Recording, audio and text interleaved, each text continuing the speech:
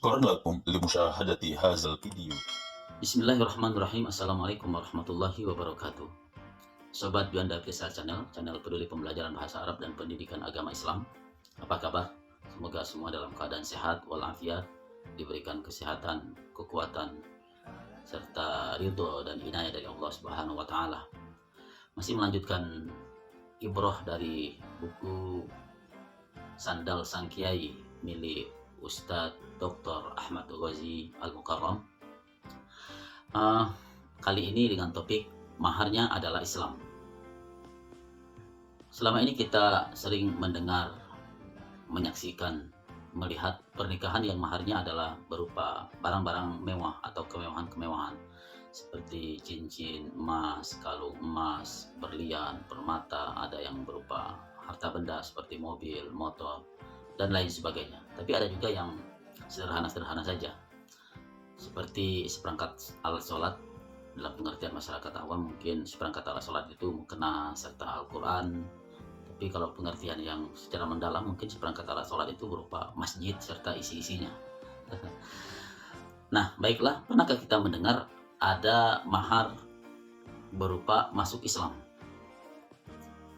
Pada masa sahabat, ada seorang sahabat yang dimuliakan oleh para penduduk karena kebaikan serta kekayaannya. Jadi dia baik dan kaya. Beliau adalah Abu Tolha Faris Bani An-Najjar. Sekali lagi, Abu Tolha Faris Bani An-Najjar. Nah, tatkala beliau mendengar seorang wanita muslimah bernama Ummu Sulaim yang sangat baik akhlaknya serta cerdas akalnya menjadi janda karena wafat suaminya, timbul keinginan untuk memperistrikannya sebelum didahului sahabat-sahabat lain. Tak lama kemudian datanglah Abu Tolha kepada Ummu Sulaim dan berniat melamarnya serta memberinya perhiasan-perhiasan.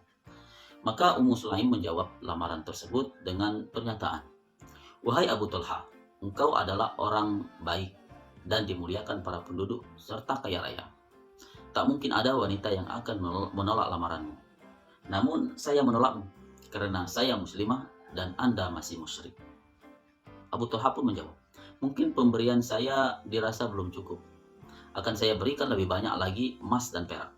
Lalu Ummu Sulaim memberikan pernyataan, "Aku bersaksi kepada Allah dan Rasulnya, jika Anda masuk Islam, wahai Abu Tolha, saya ikhlas dan ridho menerima Anda sebagai suami saya tanpa ada perhiasan emas dan perak sekalipun. Dan aku jadikan keislamanmu sebagai mahar bagiku." Maka kaum muslimin yang mengetahui hal tersebut lalu bergumam, "Belum pernah kami dengar ada mahar semulia mahar Ummu Sulaim. Sungguh ia telah menjadikan keislaman salon suaminya sebagai mahar baginya." Sahabat, banyak wanita yang keluarganya mutadayyin. Mutadayyin itu artinya beragama yang baik, tidak mempermasalahkan mahar bagi calon suami putrinya. Karena Nabi sendiri yang menyatakan meskipun maharnya hanya sekedar cincin dari besi. Sebaliknya bagi keluarga yang tidak mutadayyin pasti akan menjadikan mahar yang mahal dan sulit bagi calon suami putrinya. Di negara Timur Tengah pun, atau Arab seperti Saudi Arabia, Qatar, Bahrain, Uni Emirat Arab, Mesir, dan lain sebagainya, mahar merupakan sesuatu yang mahal dan tinggi nilainya. Bisa berupa emas, baik itu seperangkat cincin, kalung, gelang, bahkan gelang tangan, gelang kaki. Belum lagi ditambah dengan permintaan orang tua sang putri, yakni kesiapan sudah adanya rumah tinggal, sehingga banyak pemuda yang tinggal di sana berkeinginan untuk menikah dengan wanita di luar Timur Tengah karena mahalnya mahar. Di Indonesia, mahar merupakan hal yang sangat disukai mempelai wanita, namun bukan segala-galanya, sehingga maharnya bisa sangat variatif, dari yang mewah hingga yang sederhana. Bisa berupa emas 10 sampai 50 gram, kemudian dengan yang paling kita kenal itu seperangkat alat sholat, dan seterusnya, yang dirasa cukup untuk persiapan melaksanakan resepsi pernikahan. Nah, seberapa besar apapun mahar yang diberikan, seseorang yang beragama akan mendahulukan akhlak yang mulia dan agama. Sebagaimana sabda Nabi Muhammad SAW, "Fazfar bizatid din", tarabat yadak. Pilihlah agamanya, pasti kamu akan beruntung. Riwayat di atas mengajarkan kepada kita bahwa seorang wanita salihah yang akalnya cerdas ternyata hanya menginginkan suaminya sebagai seorang muslim. Tidak ada embel-embel lainnya. Bukan mobil mewah, rumah yang luas, perhiasan yang berlimpah, uang yang banyak. Tidak, sekali-sekali tidak. Uang bukan segala-galanya, meskipun sekarang ini zaman sekarang.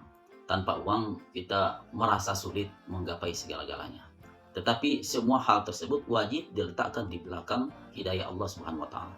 Janganlah ada keluarga muslim yang memandang sang calon menantunya dari cara kedatangannya dengan naik motor, ada yang motor butut, motor mewah, naik bajai, jalan kaki, atau maharnya yang sederhana, lalu tidak menerima lamarannya dengan cara bermuka masam.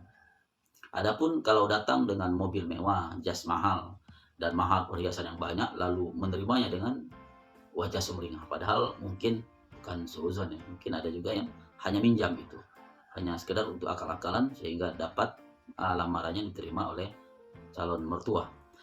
Kalau begitu, di manakah posisi kita dari kemudahan yang Rasulullah SAW ajarkan dalam menikah? Jadi Rasulullah SAW mengajarkan kepada kita untuk mempermudahkan menikah. Rasulullah SAW pernah menikahkan seorang fakir yang hafiz dan menjadikan guru Al-Quran dengan hafalan dan pengajaran Al-Qur'annya saja kepada wanita yang solihah. Jadi wanita solihah dinikahkan pun rela dan ikhlas hanya menerima hafalan Al-Qur'an sebagai maharnya. Allahumma rudna ilal iman ruddan jamila. Amin Allahumma amin. Semoga ini bermanfaat dan menginspirasi bagi kita. Semoga kita dapat menangkap ibrah dari pembicaraan ini. Terima kasih atas segala perhatiannya. Wassalamualaikum warahmatullahi wabarakatuh.